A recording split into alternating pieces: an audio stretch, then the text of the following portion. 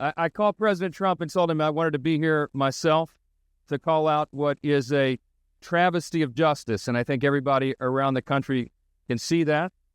President Trump is a friend, and I wanted to be here to support him. I'm here speaking with you outside because the court won't allow us to speak inside the building. That's just one of the many things that are wrong here. This is the fifth week that President Trump has been in court for this sham of a trial. They are doing this intentionally to keep him here and keep him off of the campaign trail.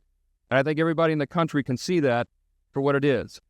I'm an attorney. I'm a former litigator myself. I am disgusted by what is happening here, what is being done here to our entire system of justice overall. The people are losing faith right now in this country, in our institutions. They're losing faith in our system of justice. And the reason for that is because they see it being abused as it is being done here in New York. The facts here are very important.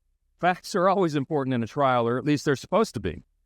The president's actions in this matter were previously reviewed and no charges were filed.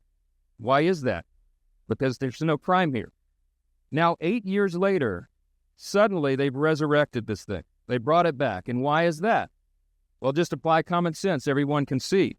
It's painfully obvious they were now 6 months out from an election day. And that's the reason.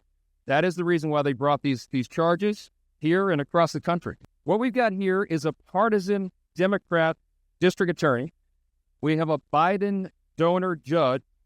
And we have an assistant DA who was recently a top official at the Department of Justice, Biden's DOJ, and recently received over $10,000 in payments from the Democratic National Committee. The star witness here is Michael Cohen. I just listened to a few moments of his testimony this morning, and it is consistent with what he's already done.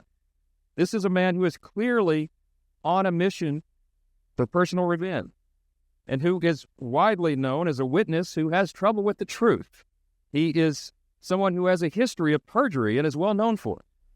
No one should believe a word he says today. He lied to Congress. He lied to the IRS. He lied to federal election officials. Even Cohen's own lawyer testified to a grand jury that he is not reliable.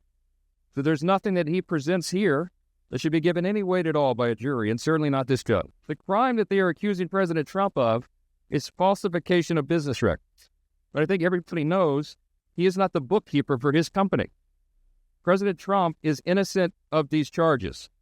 And again, anyone with common sense can understand what is happening here. In the midst of all this nonsense and corruption, they have placed a ridiculous and unprecedented gag order on President Trump. They are overriding his constitutional right to defend himself from political smears from his harshest critics at the most important time.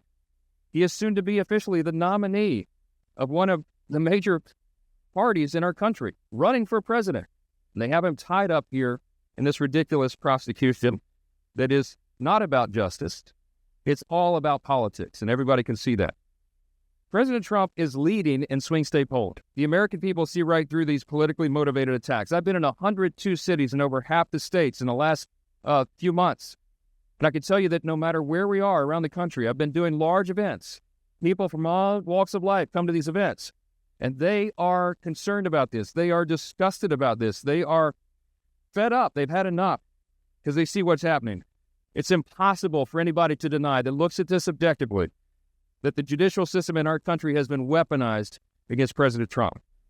The system is using all the tools at its disposal right now to punish one president, provide cover for another. And meanwhile, among the atrocities here, the judge's own daughter is making millions of dollars doing online fundraising for Democrats. They're using this trial as a hook. It's so corrupt. It's so corrupt, and everybody knows it. If Alvin Bragg thinks the American people will believe these absurd charges, take a look at the turnout at Trump events. Compare those to Biden events, by the way, but you had over 100,000 people in New Jersey. By some estimates, far more than that, because the lineup of people getting into the event was thousands deep as well. That shows you where they are. They know this trial is a sham. They know that President Trump is being mistreated by the judicial system. And it's not just this case, of course. This is a year-long partisan witch hunt, years long. And it's been going on for quite some time. We're seeing the same thing in the classified documents case. That one is so egregious, the trial's been indefinitely postponed. I'm working with Chairman Jordan of the House Judiciary Committee, Chairman Comer, their Oversight Committee, on measures to rein in the abuses of Special Counsel Jack Smith. The latest revelation is that they've manipulated documents. They might have tampered with the evidence in the case, it seems, and that doesn't surprise any of us.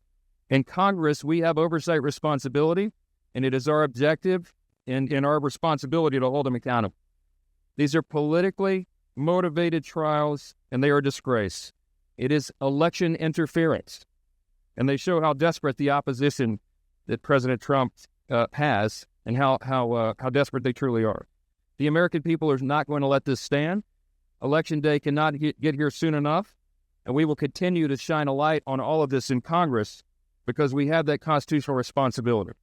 Again, I came here again today on my own to support President Trump because I am one of hundreds of millions of people and one citizen who is deeply concerned about this. So I'm glad to be here.